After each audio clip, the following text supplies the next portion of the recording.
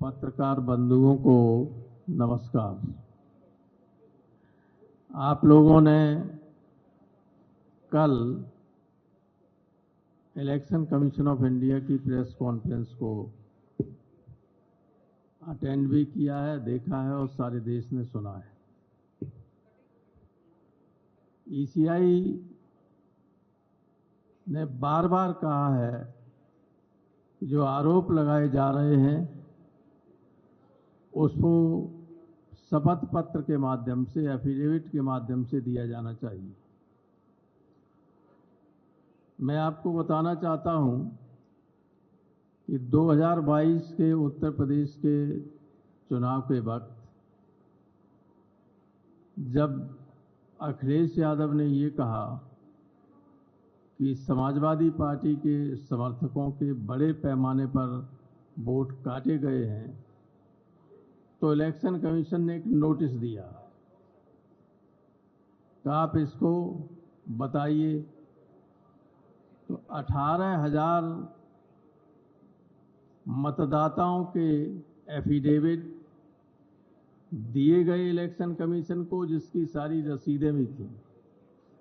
और आपको आश्चर्य होगा कि एक भी उस एफिडेविट पर आज तक कोई कार्रवाई नहीं की।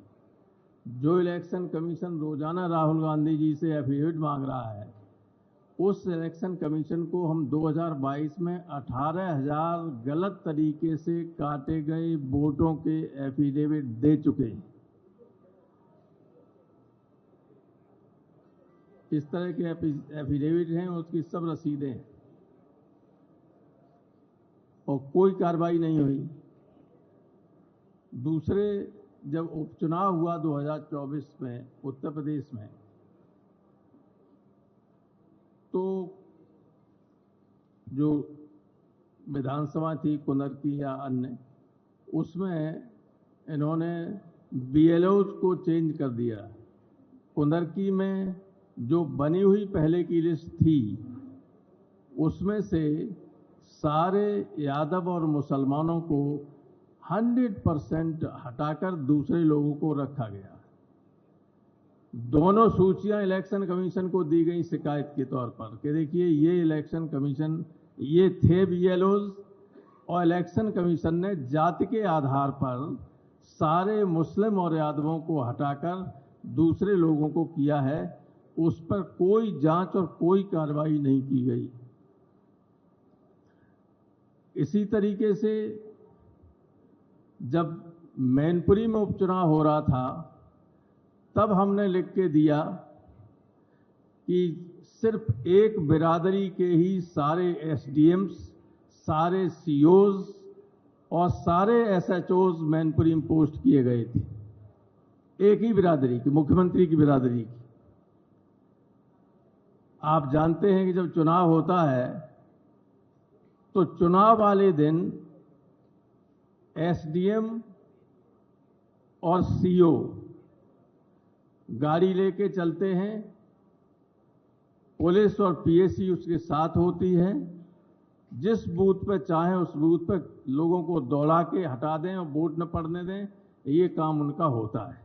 बजाय इसके कि ये देखें कि वोट सही तरीके से पड़ रहे, कोई अव्यवस्था तो नहीं हो रही है।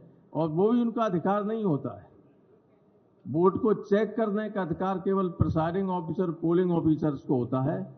लेकिन ये सब आपाधापी करने के लिए इस तरह की व्यवस्थाएं की गई, जिसकी लिखित शिकायत हुई और किसी के खिलाफ कोई कार्रवाई नहीं की गई।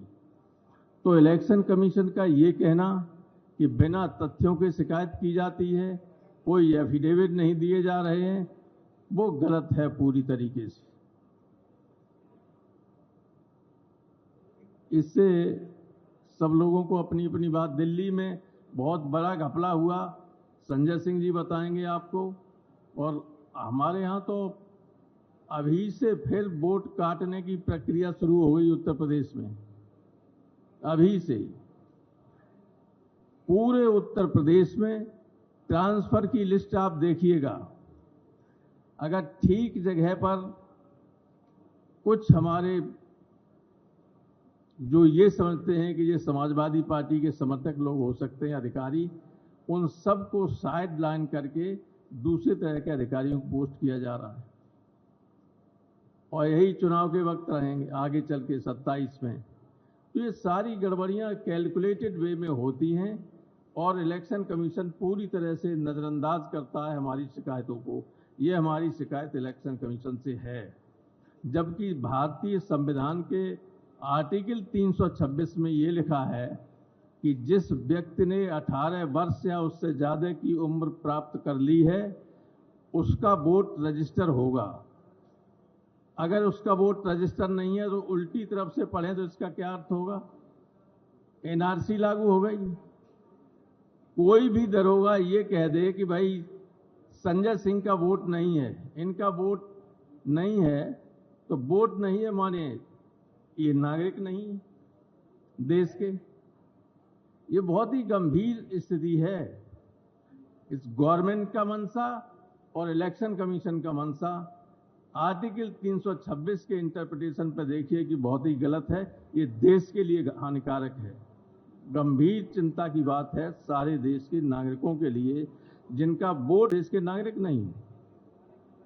तो ये स्थिति है और इसको आप लोगों के माध्यम से मैं चाहता हूं कि देश की जनता को जागृत कीजिए। आप भी केवल सत्ताधारी दल की बात मत सुनिए, विपक्ष की बात सुनिए। यही देश को बनाने का काम करेंगे।